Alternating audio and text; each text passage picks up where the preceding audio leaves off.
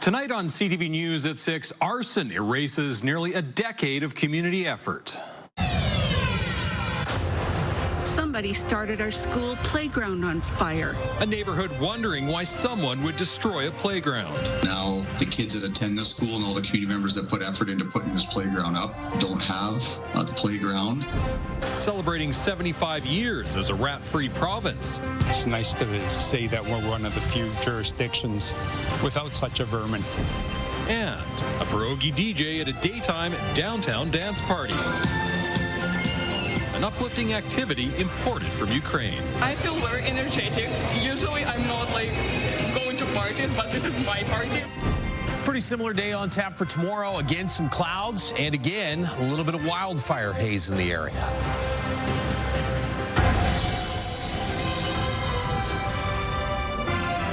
CTV Edmonton, local breaking news with Jeff Hastings. Good evening. The first local edition of the province's Alberta Next panel is underway on the city's east side. CTV's Connor Hogg is at the Edmonton Hotel and Convention Centre, where the sold-out panel started minutes ago. And Connor, what are you hearing from the crowd? Well, Jeff, I've been speaking to people on both sides of the big issues. There are some pretty differing viewpoints here, but the thing that unites them is a desire for clarity from this government on exactly what their position on those issues is. Now, the province says that these Alberta Next panels will allow ordinary Albertans the chance to share their ideas and concerns with Premier Danielle Smith and others. I don't understand why we're still talking about this when the vast majority of Albertans said they did not want an Alberta pension plan. It is time to put the separation question on a ballot so that Alberta people can decide. The issue of separation came up at last night's panel in Red Deer, even though it is not on the approved list of topics. Those that are on the agenda include an Alberta pension plan, a provincial police force, and the province's sovereignty within a united Canada. In Edmonton, as ticket holders entered the venue, some Albertans were already making their feelings known outside of the event. I spoke to some attendees to see what they were interested in talking about, and the notion of separation was a prime concern. Are you in favor of such a plan? It depends on what the alternatives were. If it was maybe for us to just separate NBBC, Saskatchewan, Alberta, maybe become the 51st state, never. Not happening. I'm a little bit concerned, to put it mildly, about the degree to which we're, having these conversations about our relationship with Ottawa and how that impacts, the potential for investors. In custody and serve the time that they deserve. More of these panels will be taking place in August, another one in Edmonton, and others in Fort McMurray and Lloydminster. If you're interested in attending any of those, online registration opens 2 weeks before each respective panel night. Now, the province says that there will be referendum questions posted to Alberta voters next year, and the ideas and concerns that are shared in events like the one happening tonight will inform exactly what those questions are. Jeff? Connor, thank you. That is Connor Hogg reporting live for us tonight. A fire that destroyed a playground in northwest Edmonton over the weekend is being called arson. Police are now asking for help with their investigation. CTV's Nav Sanga joins us outside St. Pius Catholic School, where the playground went up in flames Saturday. Nav, you spoke with some people in the area about this latest development. What did they have to say? Well, Jeff, everyone I talked to simply cannot understand why anyone would do this. As you can see, the playground equipment is unusable and has been fenced off. It's something that's especially upsetting in the height of summer. Normally a place where you'd see kids gliding down the slide or swinging on the monkey bars is now empty and destroyed. To me, it looks like a ghost. It is white, and it looks like a ghost of a playground. The sight of kids playing replaced by thick black smoke. This video taken by a neighbor Saturday morning. Somebody started our school playground on fire. Police say the playground was deliberately set on fire around 8 a.m. This is really hard to imagine who would want to do this to a place where kids can go It makes a very unsafe neighborhood. That's what it feels like. Kids are very sad in the neighborhood, and all the residents are. The school's parent association says the playground cost more than $600,000 after fundraising for nearly a decade. If you look at our donor board, those people are hurting too. Those people put into a project that they believed in as well, and their hearts are broken too. Police are looking for multiple people who they believe started the fire and witnesses who were at the scene. They're also seeking dash cam or security camera footage. This was a very careless and reckless act by the individuals involved in this event.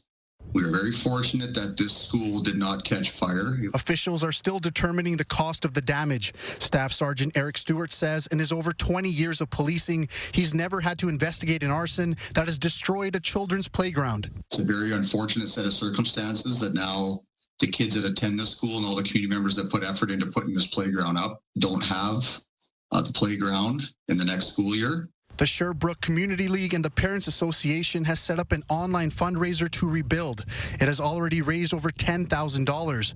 Organizers say while deeply upsetting, the arson has brought the community together. People who commit these crimes, they don't know that it actually makes people stronger. Well, Jeff, that online fundraiser is aiming to raise $50,000. The Parent Association says if insurance ends up covering the damages, the money could go towards expanding the playground. Jeff? All right, Nav, thank you. Nav Sanga live tonight. While the mother of a man shot and killed by police 2 years ago is thankful a Calgary police officer has been charged, she's skeptical about the judicial process moving forward. CTV's Tyson Fedor reports.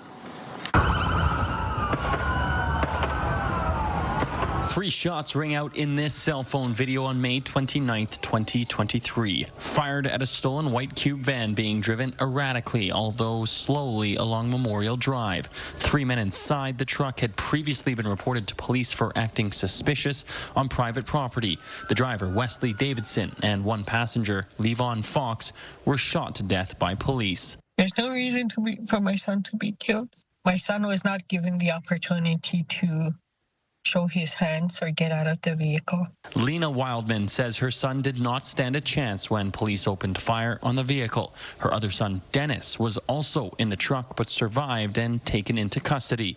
I don't think that officer did a proper threat assessment. 51-year-old Constable Craig Stothard, a 15-year member of the service, now faces 2 counts of second-degree murder following an investigation by Alberta's police watchdog, ACERT. The Crown Prosecutor's Office found there was enough evidence to prosecute. Nobody can remember an on-duty officer in Alberta ever being charged with a criminal offense of murder. Not only was that officer shooting at the driver, he was shooting at the passengers too, which is even more egregious. Lawyer Tom Engel says there have been many cases before where ACERT recommends charges, but prosecutors do not pursue. I'm hoping that this is not a one-off, and this is evidence of a new approach being taken by the Minister of Justice and the Alberta Crown Prosecution Service. Despite the charges, Fox's family remains cautious about the legal proceedings. My fear is that he will be given special treatment because the police officer. Tyson Fedor, CTV News, Calgary. Stothard is out on bail and due in court tomorrow. Current city councillor and mayoral hopeful Tim Cartmel is apologizing after missing a vote on infill last week. Council had been debating whether to reduce the maximum size of mid-block developments from 8 to 6. Cartmel previously said he supported the idea. With the debate spilling into summer recess, he was not present for the vote due to vacation plans. Cartmel says as a councillor, he often puts his constituents ahead of his family, and this time he had to choose his family. I think that there's a bit of an undertone that I was more interested in taking the time off or taking vacation. That really wasn't my choice. My choice was between, letting my family down again, or taking a chance that I could, meet my obligations to my family and still connect into the meeting. Cartmel says he tried to connect virtually but was unable to. In a 6-5 vote, council decided to revisit the issue later after more consultation. Edmonton will be the future home of a new spa overlooking the river valley. The Scandinave Group has chosen Edmonton for its newest location. The company applied for rezoning of an area in Brander Gardens last fall and got approval a few months ago. The Scandinave is a thermal spa with 4 locations in places like Whistler and Old Montreal. Edmonton will be its first Alberta location. We're looking to expand in vibrant, growing communities, and that's exactly what Edmonton is for us. And Edmonton has a deep appreciation for wellness and outdoor living, and we saw a strong demand for spaces where people can unplug, recharge, reconnect with themselves. So for us, it all made sense. The company's CEO says their project is also financially supported by the Alberta government and Edmonton Global. The next steps include designs and permitting. The Scandinave Spa is aiming for an opening date of summer 2028. The Ritchie Community League is looking to the past to raise money for a current project. The league wants to build a new community hall to replace its current space, which requires an extensive renovation. The new hall will cost $5.8 million. The league has a grant for most of it, but needs help from Edmontonians to fill the gap. One way people can help is by purchasing community bonds. Similar to war bonds, they act as a loan to the league. Back in 1964, when this hall was built, they used this community bond idea to build a hall initially, and we have copies of some of those old bonds. When people invest in their community in a tangible way, then they're more apt to take advantage of the services, to join, to actually come and gather, enjoy the space, celebrate the space. Other ways to help out include naming rights, donor recognition on a local mural, and features like commemorative bricks and benches. The league says the current hall will remain open until the new one is built. The timeline for when work could begin is still being determined. 200 townhouses in the north central Woodcroft neighborhood will eventually be replaced with upwards of 700 new homes. Construction has begun on a project called Brentwood Builds, describing it as an ambitious effort. The city says it will provide homes for people in all stages of life. 1/3 of the build will be dedicated to affordable housing. That means they must be rented at 80% of the average monthly rental rate or lower. The mayor says many tools are being used to tackle the city's current housing crunch. We are assembling city-owned land for affordable housing. We are expediting the construction of surplus school sites. Our permitting is fast, and we are enabling affordable housing in every community, regardless of the size or the demographics. The multi-million-dollar cost of the project is being covered by all levels of government. The St. Albert Fire Service is showing off its newest piece of equipment.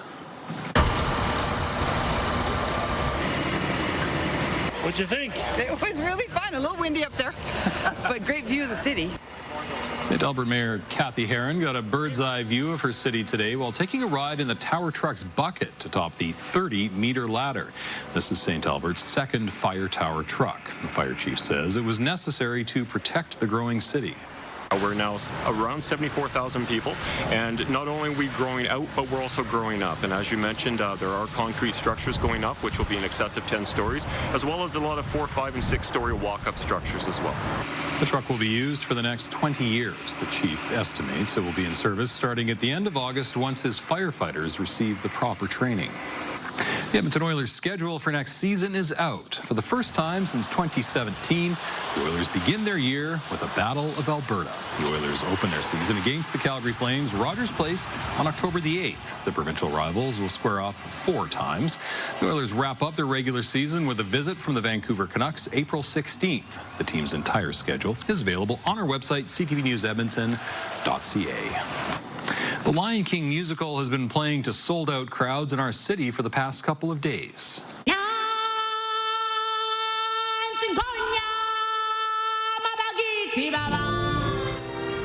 The Broadway Across Canada show is also a visual treat with human transformations and lifelike puppets. We had the chance to go backstage with the people behind the puppetry. Drew Hirschfield plays Zazu. He says the preparation for the role was intense.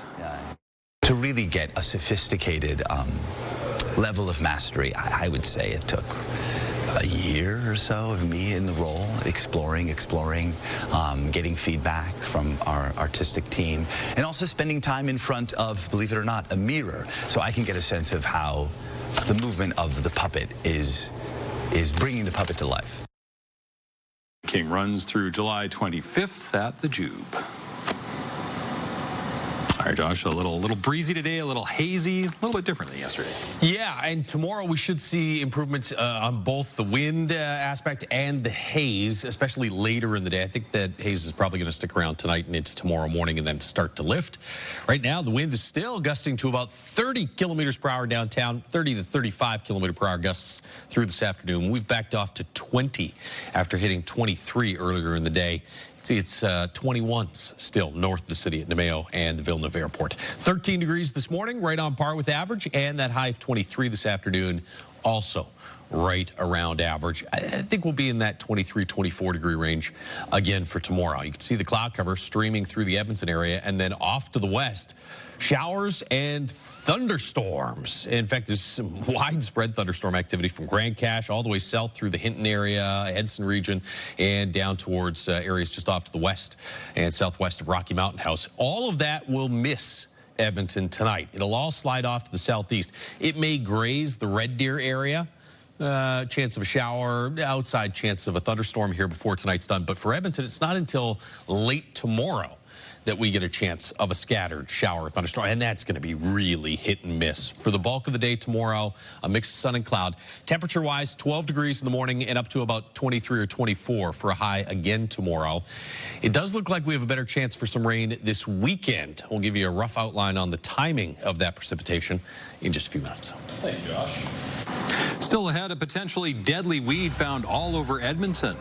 They can end up in internal organs, so they can end up in the lungs, they can end up inside the gut or migrate through the gut and cause some major illnesses, potentially even fatal illnesses. A warning tonight from vets about the danger of foxtail grass and why the city says there's little it can do about the weed. Also ahead. It's great to be part of a program that people are so proud of. Rat-free for 75 years, the many reasons for Alberta's success in keeping the vermin out of our province.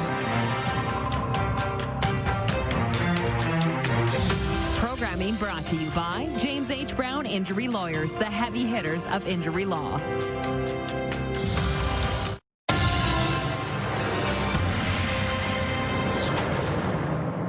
Alberta is known for many things: oil, beef, and the absence of an infamous pest. As CTV's Marian Valdez-Carletti reports, the province is celebrating 75 years of being rat-free, something that didn't happen by chance. The journey ends here for rats looking to cross the Alberta-Saskatchewan border.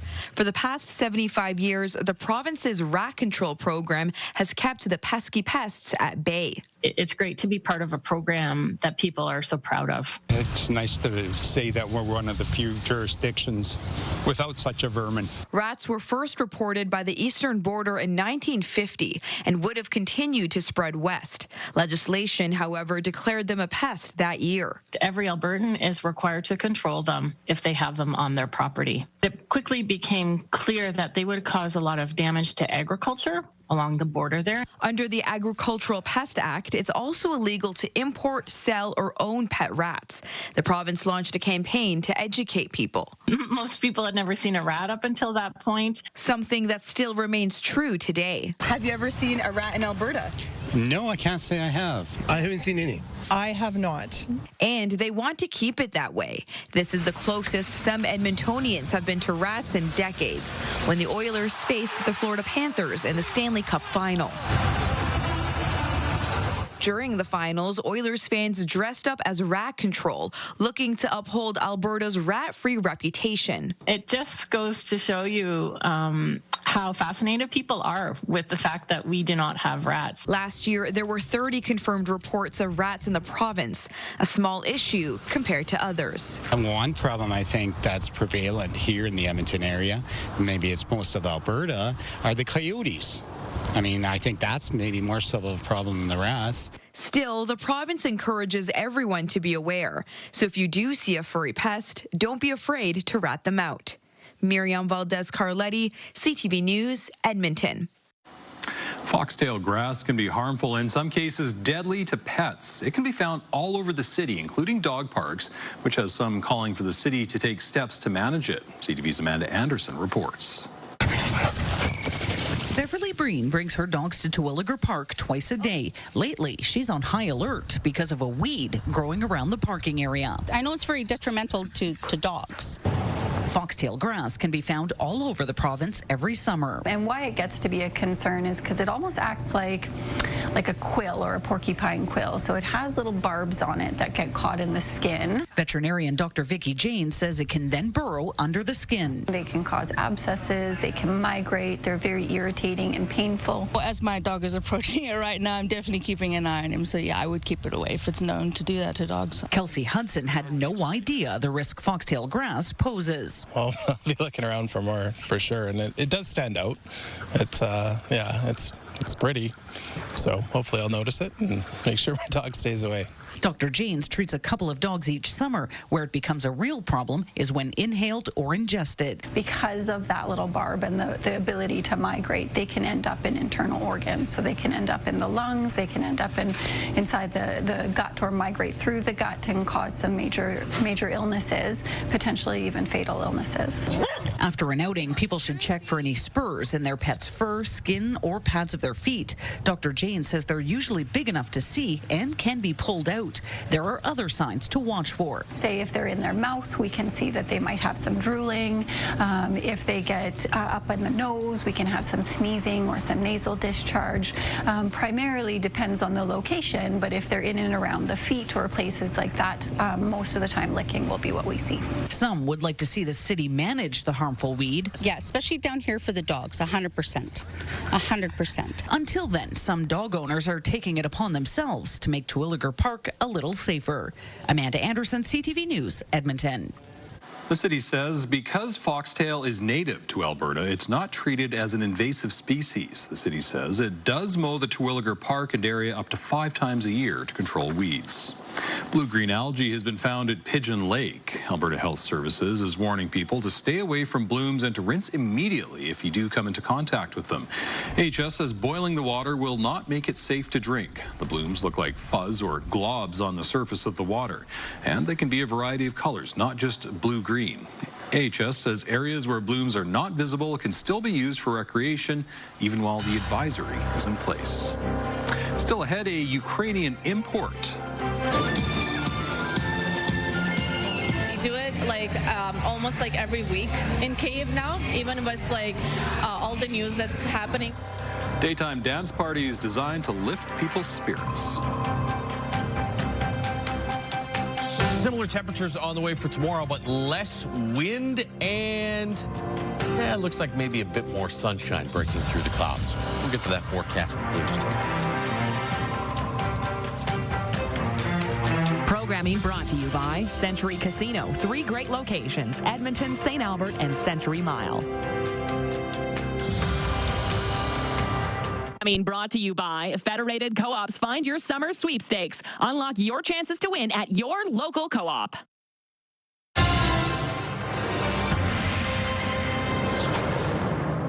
A Ukrainian cafe on Jasper Ave is hosting daytime dance parties aiming to showcase Ukrainian culture in a unique setting. CTV's Merrick Takash has more. A pierogi spinning beats on one side of the cafe, staff serving Ukrainian dishes on the other. I feel very energetic.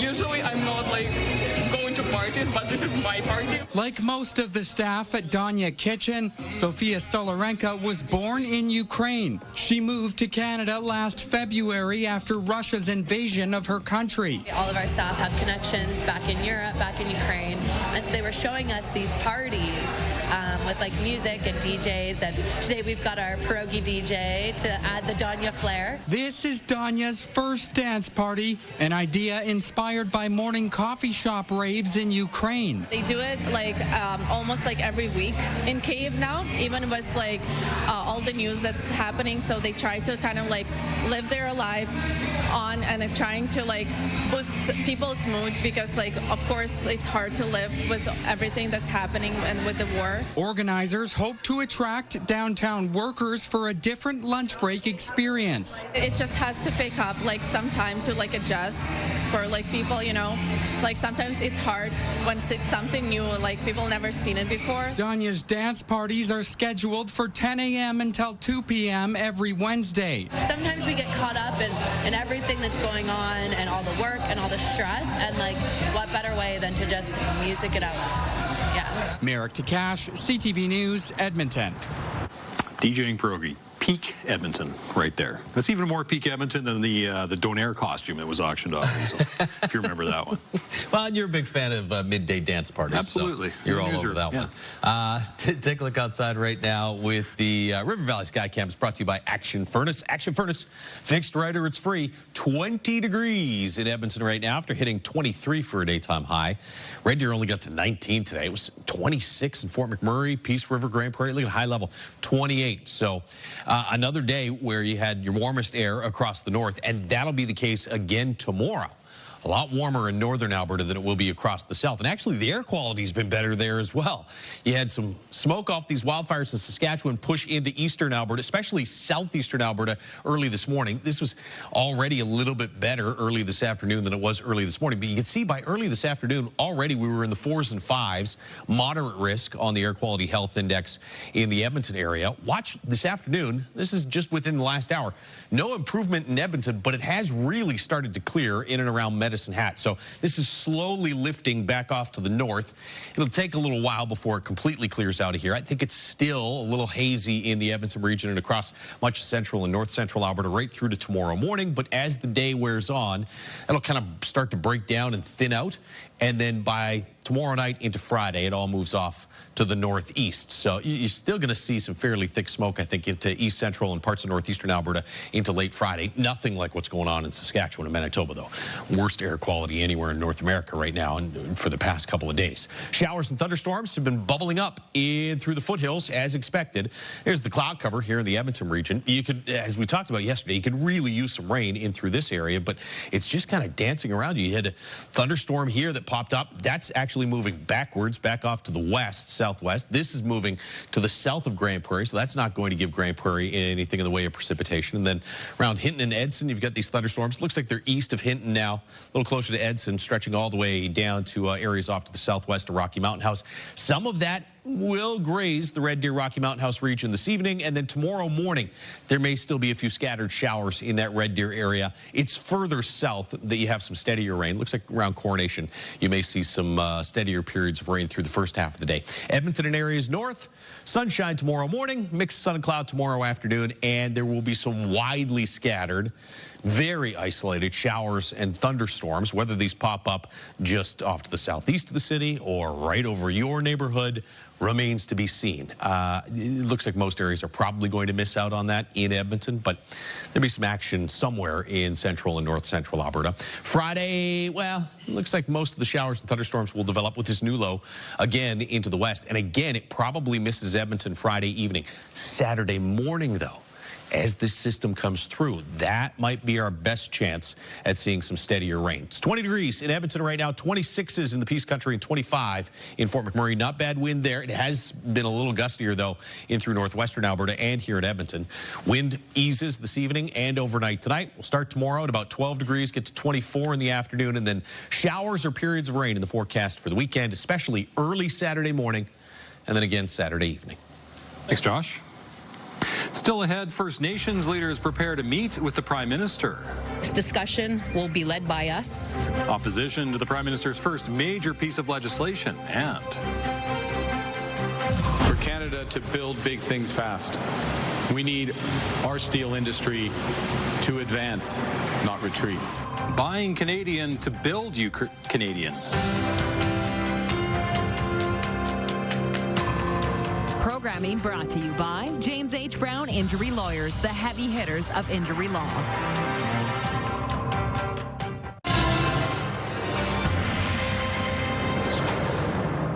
First Nations are fine-tuning their expectations ahead of a key meeting with the Prime Minister. The summit was called in a bid to ease concerns about a contentious major projects law that Indigenous stakeholders say fast-tracks development without their consent. CTV's Rachel Aiello reports. First Nations leaders set expectations today for tomorrow's big gathering in Gatineau. This is not consultation. This is a first meeting of many. This discussion will be led by us. The Prime Minister organized the meeting to discuss the implementation of Bill C-5 after Indigenous stakeholders felt their rights were not respected in the rush to pass it through Parliament. They now want Carney to listen. We're going to give him the benefit of the doubt that he produces tomorrow. I'm a bit more cynical. I do agree. I mean, just look at the process. 9 Ontario First Nations, though, aren't waiting, launching a legal challenge to the federal law and a similar provincial plan to try and prevent both governments from using their new powers to sidestep existing protections. These bills from Ontario and Canada show that the Crown has no interest in reconciliation. Today, Carney was asked, have your belated consultations jeopardized the goal of getting new projects built? Well, first, no. He went on to say tomorrow's talks are about engaging on how to work together in the future. What are the priorities? That's before any consultation on any specific project. The Ontario government is also consulting First Nations this summer, with Premier Doug Ford's office promising to build consensus around projects that support prosperity. And Carney has additional plans to have conversations with Inuit and Métis leaders in the coming weeks. Rachel Aiello, CTV News, Gatineau. The Prime Minister was in Hamilton, Ontario today with a message for Canada's steel industry. He said Canada will become its own best customer as he introduced new measures to support the sector. CTV's Heather Wright has more. This Hamilton, Ontario steel fabricator has been in business for 70 years and had been sending nearly 70% of its products south of the border. Now that number is close to zero. This is Steel Town for a reason. Today, the Prime Minister was in Hamilton announcing measures to help Canada's steel industry. By the end of the month, Ottawa will tighten the quota for steel coming from countries without a free trade agreement like China and Turkey to half of 2024 levels. Anything beyond that will face a tariff of 50%. This measure is aimed at reducing foreign steel that has flooded the Canadian market, much of it diverted here after the United States imposed tariffs on the global steel industry in March. And with Canadian steel producers effectively shut out of the U.S., Mark Carney says this will help them sell their products domestically. For Canada to build big things fast, we need our steel industry to advance, not retreat. As Canada embarks on massive infrastructure spending, the Prime Minister also announced that any companies bidding on government projects will have to use Canadian steel. We will change the federal government's procurement process to require companies contracting with the federal government to source Canadian steel for government contracts. The tightened quota and increased support for laid-off workers announced today come after the steel industry said measures announced last month didn't go far enough. We got things going on south of the border. We can't control all of that. But what we can control is here in Canada. Let's make Canada the best. Asked about ongoing trade negotiations with the United States, the Prime Minister would not say what level of tariffs Canada would accept, nor would he say whether Canada would impose additional retaliatory tariffs on U.S. goods. He said both were good questions, but said answering them in the midst of trade talks would be a bad response. Heather Wright, CTV News, Hamilton, Ontario. A spokesperson for NORAD says U.S. fighter jets were scrambled after a stolen airplane landed in Vancouver yesterday. CTV News was told the suspect flew around the Vancouver airport yesterday flying high and low and telling controllers he wanted to shut down the airspace to protest global warming. They say the Cessna was stolen earlier from the Victoria Flying Club after the suspect organized a private flight with a pilot and pulled out a knife. Somehow the pilot escaped. YVR operations were shut down. The pilot landed about half an hour later and was arrested. U.S. President Donald Trump lashed out at what he calls past supporters over persistent questions about the so-called Epstein files. It's all been a big hoax. It's perpetrated by the Democrats, and some stupid Republicans and foolish Republicans fall into the net. The hoax Trump is referring to is a long-rumored list of convicted sex offender Jeffrey Epstein's clients who may have been connected to illegal behavior. There's growing discontent among Trump supporters over the president's about-face on the files. In a lengthy social media rant, Trump referred to those supporters as weaklings. A tense moment caught on camera today as Israel launched airstrikes inside Syria. A reporter from Al Jazeera was on air when a strike hit the building behind him. The initial blast was then followed by another explosion. Israel launched powerful airstrikes in Damascus, hitting near the presidential palace and damaging the defense ministry. The attacks marked an escalation in a campaign Israel said is intended to protect the Druze religious minority. Just days before the world-famous Tomorrowland Music Festival was set to begin in Belgium, a fire consumed the main stage. Fireworks could be heard going off as flames and smoke rose into the sky. About 1,000 staff members were evacuated. The Electronic Music Festival is scheduled to start Friday. Organizers say the campsite is still set to open Thursday as they focus on finding solutions. How the fire started is under investigation. Still ahead, City Showcase. Who here loves Red Deer? The place's Amazing Race Canada featured in the central Alberta city and the tourism boost that's expected.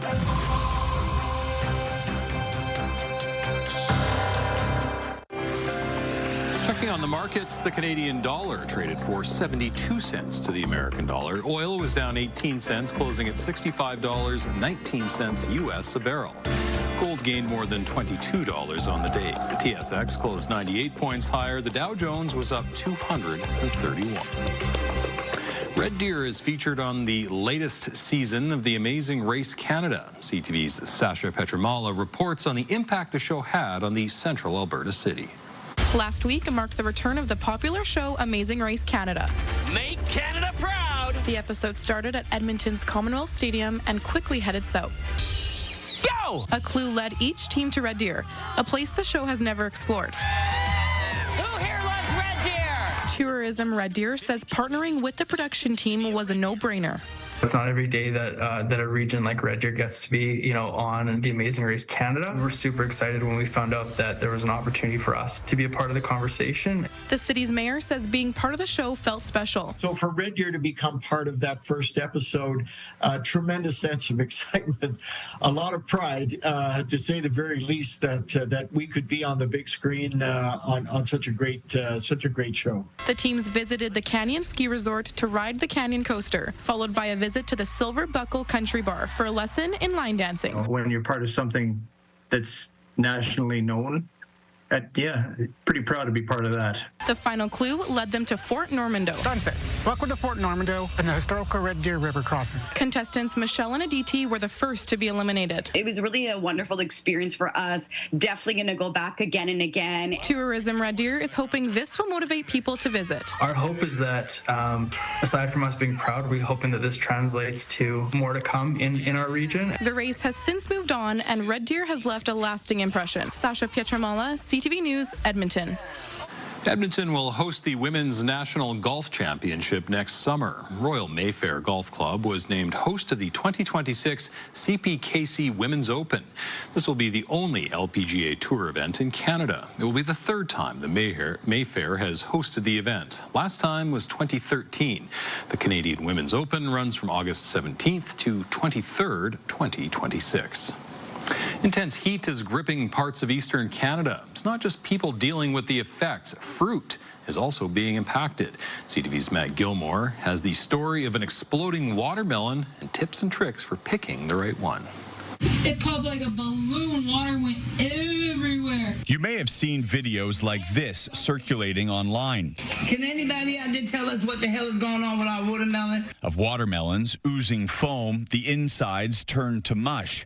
One CTV viewer sent us these pictures of a watermelon he bought earlier this month that exploded on his kitchen counter hours after he brought it home from the store. It's actually a very natural process of fermentation, basically. Food industry expert Sylvain Charlebois says it's actually not uncommon for watermelons to explode during extreme heat. Sugar gets converted into gas inside the watermelon when it gets really, really hot, especially in the summer. And because the peel is thick and airtight, pressure can quickly build. You can easily make a natural bomb out of it because it's so tight and the gas will stay inside. Charlebois says it's a good idea to check watermelons for bumps or dents before buying them. Signs the watermelon has already started to ferment, usually because of a mistake during transportation. Sometimes there's a breach in the cold chain, which could actually trigger the process of fermentation prematurely. So by the time the product gets to the store, it's already too late. It's most likely the reason this watermelon exploded shortly after it was brought home.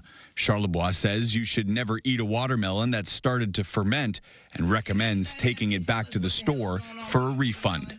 Matt Gilmore, CTV News. Still ahead, a lot of horsepower up for sale this weekend. 80 to 85% run, and the other ones, some of them don't run. Rows and rows of vintage tractors going on the auction block. Details next.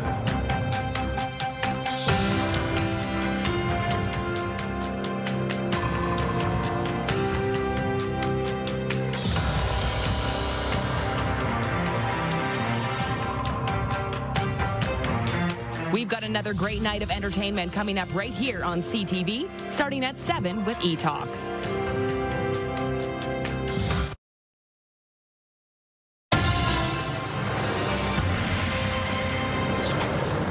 Collections come in all shapes and sizes, some small, others big. This one is on the larger size. An acreage owner just west of Calgary now owns 91 vintage tractors.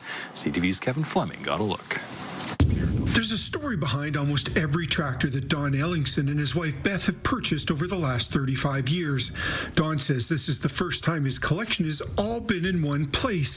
Now he has a hobby farm like no other. 80 to 85% run, and the other ones, some of them don't run, but some of them will be lawn art because if they have steel wheels, they look good on the corner of the fence and the tires don't go flat. Ellingson was drawn to the Massey Harris brand before it changed to Massey Ferguson in the 1950s.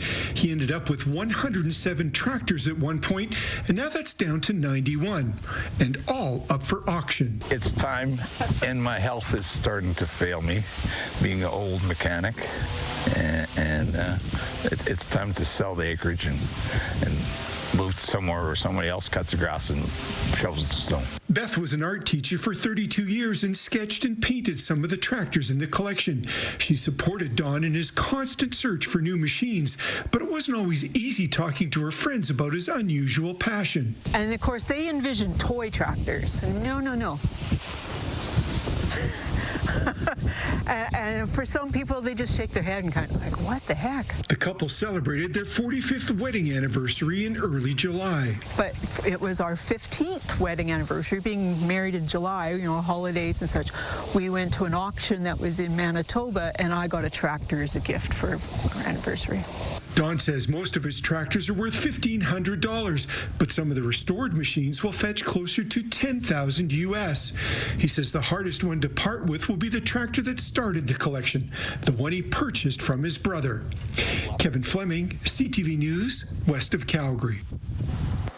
Weather-wise, it'll stay a little hazy overnight tonight and through tomorrow morning. Should start to see some gradual improvement to the air quality through tomorrow afternoon. It's not like it was terrible today. You couldn't taste it in the air, but it was in the moderate risk range. Tomorrow, looking at a mix of sun and cloud, high of about 24. There is a slight risk of a hit and miss shower late in the day. Better chance for some showers this weekend, especially this many days out. It's a little early to start getting cute with timing on this, but I think early Saturday morning and then late in the evening Saturday would be the most likely times for us to see some rain. Come back tomorrow. We'll have a little better handle on that. All right, looking forward to it. Thanks, Josh, and thanks for sharing your time with us. For news anytime, ctvnewsedmonton.ca.